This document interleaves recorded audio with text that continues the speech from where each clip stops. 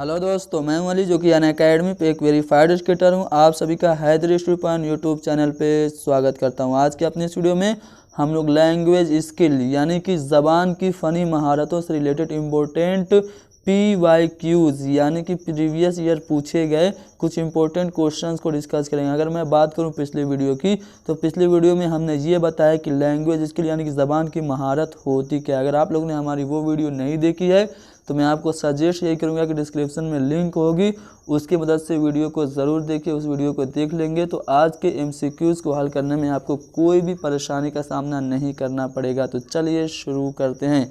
पहला सवाल कि नज़म कहानियों पर बहस करने और सवालात पूछने का मकसद है। कोई भी कविता है या फिर कोई भी कहानी है, उसमें हम बच्चों से वाद विवाद करते हैं, तो वाद विवाद करने का, सवालात पूछने का मकसद क्या है, क्यों हम ऐसा करते हैं। क्या ज़बान सीखने के अमल में इससे फितरीपन आता है या फिर तशखीस का काम करता है यानी कि बच्चों का आकलन करता है, या फिर दिलचस्पी और जोश व खरोश लाता है, या फिर उस्ताद के काम को आसान बनाता है। तो दोस्तों, नज़म और कहानियों पर बहस करने और सवालात पूछने से बच्चों में ज़बान सीखने का जो अमल होता है वो उसमें फितरीपन आता है। तो यहाँ पे हमारा पहला वाला ऑप्शन सही हो जाएगा।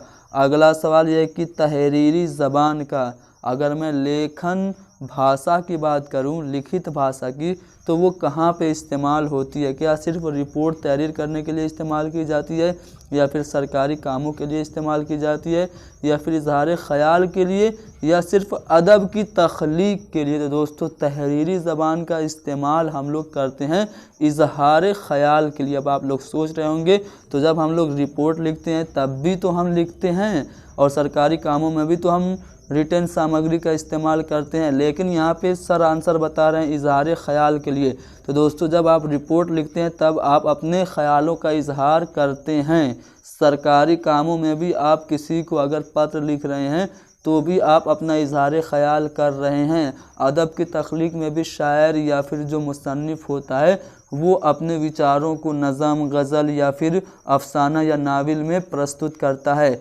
यानी कि ये तीनों भी ज़रिया हैं इजहार ख़याल के। यानी कि हम कह सकते हैं कि तहरीरी ज़बान का जो इस्तेमाल होता है वो इजहार ख़याल के लिए, यानी कि अपने विचारों को अभिव्यक्त करने के लिए होता है। इसलिए हमारा तीसरा वाला ऑप्शन सही हो जाएगा। अगला सवाल है कि पढ़ने के रस्म को फ़रोग़ देने के लिए डैश की हौसला अफजाई करने की ज़रूरत है। यानी कि अगर आप चाहते हैं कि जो पढ़ने की संस्कृति है, पठन की जो संस्कृति है, आप उसको बढ़ावा दें, तो आप क्या करेंगे, किस चीज़ पे आप ज़्यादा फोकस करेंगे, कौन से पठन पे। क्या वो आपका वैयक्तिक पठन यानी कि मुनफरिद ख़्वानी पे, या फिर आप सस्वर वाचन पे, या फिर खामोश ख़्वानी पे, या फिर इज्तिमाई ख़्वानी पे। तो दोस्तों, अगर आप चाहते हैं कि पढ़ने का जो रिवाज है वो तरक्की करे, तो आपको चाहिए कि आप बुलंद ख़्वानी पर ज़्यादा फोकस करें, बुलंद ख़्वानी की हौसला अफजाई करें। क्योंकि बुलंद ख़्वानी से एक तो आवाज़ नहीं होती है, दूसरे लोग डिस्टर्ब नहीं होते हैं, और कम वक्त में ज़्यादा कुछ पढ़ा जा सकता है। तो हमें बुलंद ख़्वानी को बढ़ावा देना चाहिए पढ़ने की रस्म को फ़रोग़ देने के लिए। अगला सवाल है कि ज़बान के क्लासरूम में कहानी सुनाने का बुनियादी मकसद। अगर लैंग्वेज की क्लास है, आप उसमें स्टोरी सुना रहे हैं, तो उसका मकसद क्या है। क्या बच्चों के तख़य्युल यानी कि उनकी जो इमेजिनेशन पावर है, कल्पना शक्ति है, उनको बढ़ाना है, या फिर बच्चों को बार बार दोहराने का आदी बनाना यानी रिपीट करने का, पुनरावृत्ति करने का, या फिर बच्चों में नज़्म व ज़ब्त यानी कि अनुशासन बनाए रखना है, या फिर बच्चों की तफरीह करना है यानी कि उनका मूड अच्छा कर देना है। ठीक है, तो अगर हम ज़बान की क्लासरूम में कहानी सुनाते हैं तो इसका मकसद है कि हम बच्चों का जो इमेजिनेशन पावर है, जो उनकी कल्पना शक्ति है, उसको बढ़ाएं। यानी कि बच्चों के तख़य्युल की तरक्की करना ही हमारा मकसद है ज़बान की क्लासरूम में कहानी सुनाने का। अगला सवाल यह है कि दर्ज झेल में वसूल करने की महारतों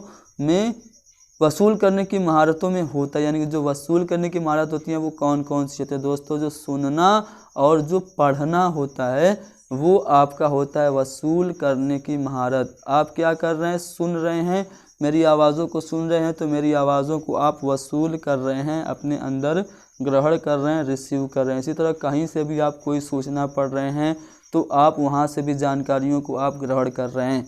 तो सुनना और पढ़ना जो है आपकी वसूल करने वाली महारत है। ये आपका जुलाई सन 2019 में क्वेश्चन पूछा गया है। अगला सवाल जो कि इसके विपरीत आपसे पूछा जा सकता है, जैसा कि मैंने पिछली वीडियो में आपको वर्गीकरण किया था भाषाई कौशल का, जो फनी महारत है उनका मैंने 2 पार्ट बना दिया था, एक वसूल करने की महारत और एक तख्लीकी महारत बताई थी। तो तख्लीकी महारत को हम लोग इजहार की महारत कहते हैं। तो पूछा जा रहा है कि ज़बान की इजहार की महारत है।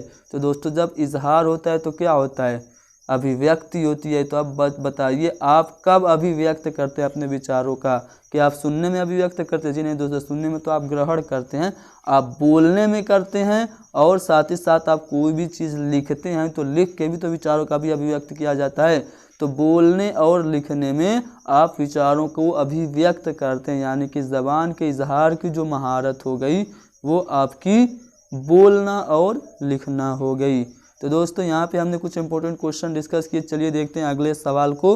अगला सवाल यह है कि ज़बान की महारत में सबसे ज़्यादा अहम है जो लैंग्वेज स्किल है, उसमें सबसे ज़्यादा इम्पोर्टेंट क्या है? क्या आप कितनी तेज़ पढ़ रहे हैं, रफ्तार से पढ़ रहे हैं, ये इम्पोर्टेंट है, या फिर आपका जो उच्चारण है वो सही है कि नहीं, यानी कि आपका तलफ़ुज़ दुरुस्त है कि नहीं, ये इम्पोर्टेंट है, या फिर समझ कर बोलना, या फिर आँखों देखा बयान करना। तो दोस्तों बोलने की महारत में सबसे ज़्यादा जो अहम है वो ये है कि समझ कर बोलना। अगर आप लोगों ने बोलना जो महारत है उसकी डिफिनीसन आप लोगों ने पिछले वीडियो में देखी होगी और आपने मुझसे समझी होगी, तो मैंने उसमें यही कहा था कि किसी भी चीज़ को बोलना इस तरह से बोलना कि सामने वाले को समझ में आ जाए और आप भी जो बोल रहे हैं उसका आपको मीनिंग पता हो। यानी कि बोलने की महारत में सबसे ज़्यादा अहम है समझ कर बोलना।